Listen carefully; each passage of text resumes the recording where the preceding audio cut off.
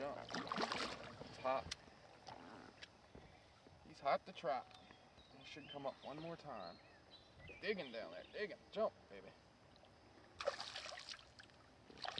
He's had all he can have. That's my limit right there. That's my limit fish. And it's definitely a keeper. Ooh. I might have to perform some surgery on Got you, your baby. pliers right there. That's a good keeper. That's nice. Not as much weight as the other one, but plenty of length. That's when I tell you. That's a good 16 inches, right?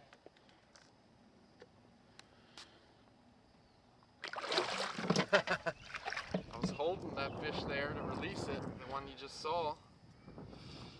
And she came to life a little sooner than I thought. Took off out of my hand. That's a good sign. Again, zoom in on this crankbait, Steve. I want to show you a few things of how many fish have been hitting this bait over the last 3 weeks, I'd say, to a month. Totally beating the back of the bait there up. And you look on the side, got it there. And they've actually started to tear the paint off the bottom where you can see the clear part. But considering that they've caught about 50 fish on it of all sizes, even carp that weigh 30 pounds, see what good shape the bait is in? Most baits, if you caught that many fish, either the bill would break or all the paint would be completely scratched off. You would have had to replace the hooks at a minimum at least of one time. And this bait's just like it was out of the package, ready to catch 100 more. Lucky Craft.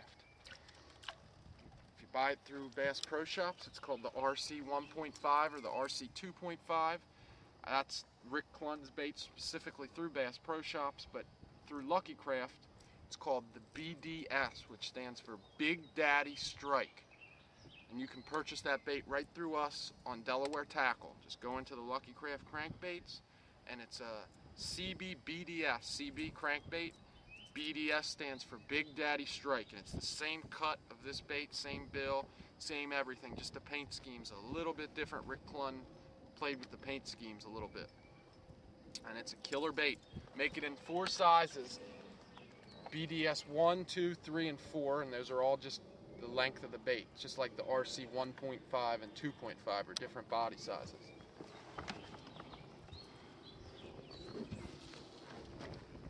Catching these fish in the grass. Just a line of grass that grows, I'd say, about 20 yards offshore. It's only about 20 feet wide, and you have to bring the bait right through the thickest part of the grass. Just guide it through the little channels and through the little cuts. And the bass are laying down there in the clumps of grass, at the base of the clumps of grass. They come out and just ambush the bait and nail it. I guarantee it. We've been hitting our holes again.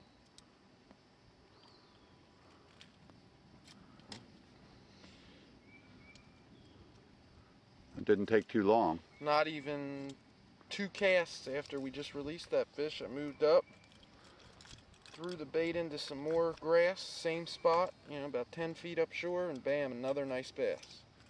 Hold on a second. Fish them out, because it's such a unique way you have to catch them. You know what I mean? You have to make such a precise cast and work it right through the center of the thickest grass. You can't really just go down the edge cranking at 100 miles an hour and catch these fish. It's almost like you're fishing a soft plastic bait, but it's a crankbait. You're almost presenting the bait the same way that you would, say, a Senko. You're throwing it right into the thickest clumps of grass and working it slowly right, through them, and the bass just jump on the bait.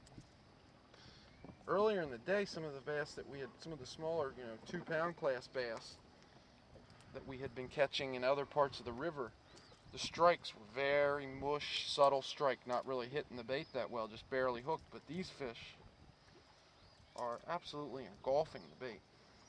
No, it's too hard to explain. You can explain it. All right. We were just sitting here thinking about how fast we just got those fish in the boat. I had 3 fish in the boat as of around 12:30 when we pulled into this spot.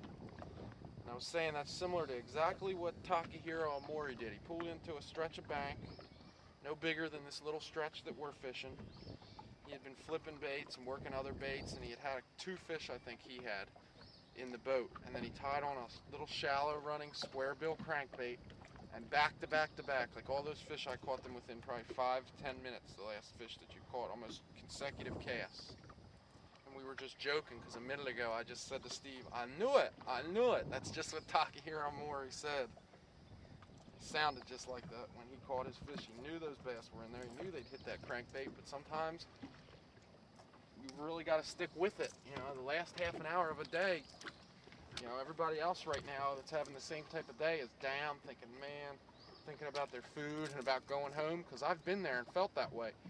And if they hadn't made the decision to come in here or hadn't had the confidence in the lure to keep throwing it, you'd think, man, I couldn't have done any better than that today, than those 2 fish, but you really could have, because now I just caught 3 more in that last few minutes. Now I've got a nice limit. That last one just called out one of my smaller ones from this morning, and now I went from being, you know, in 50th place up into the top 20, or at least top 30 even in a big tournament. And if I can get 1 more fish in this last, say, hour, you never know what could happen.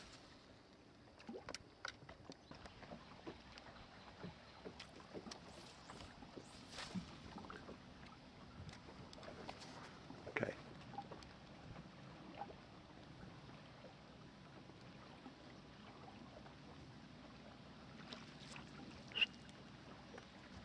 I really want to take the time to talk about confidence and how it affects the way that you fish. Today out here, early in the morning, I picked this rod up. It's a rod that we normally use, and this is an Abu Garcia reel. Decent reel, nothing wrong with it. It's a classic reel, but it's not the standard reel that I use. I normally use either a Shimano Chronarch or a Daiwa Millionaire, and those are the baits I feel comfortable with. I mean, the reels I feel comfortable with. So when I first picked this up, today I didn't have the other baits ready, so I picked this bait up and threw it, and I said, man, I really don't like the way this bait's casting. We weren't really catching that many fish, and I just didn't feel right. I was having trouble casting. I just didn't ever feel right. Now we got into an area where I made the right decisions. I found a good piece of water for the technique that we're using, and it paid off. We just caught 3 or 4 really nice fish in like a 10 or a 15-minute period when it's really tough. The day's been pretty hard, and we turned a pretty bad day into a good day.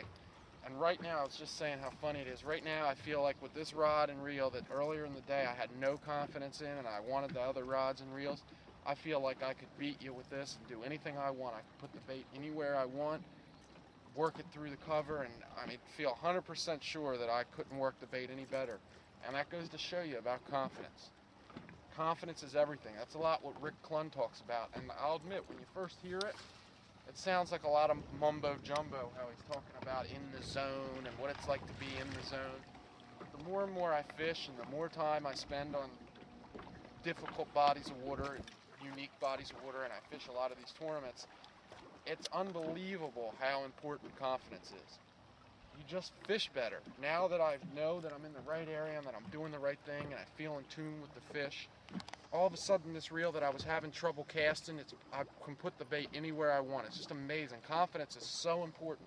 That's why when all else fails and the fishing is tough, you should always pick a lure, a rod, and a reel, and even to the line, if it's sensitive and you feel what's going on, that you're confident with, and you'll fish much better, and hence you'll catch more fish.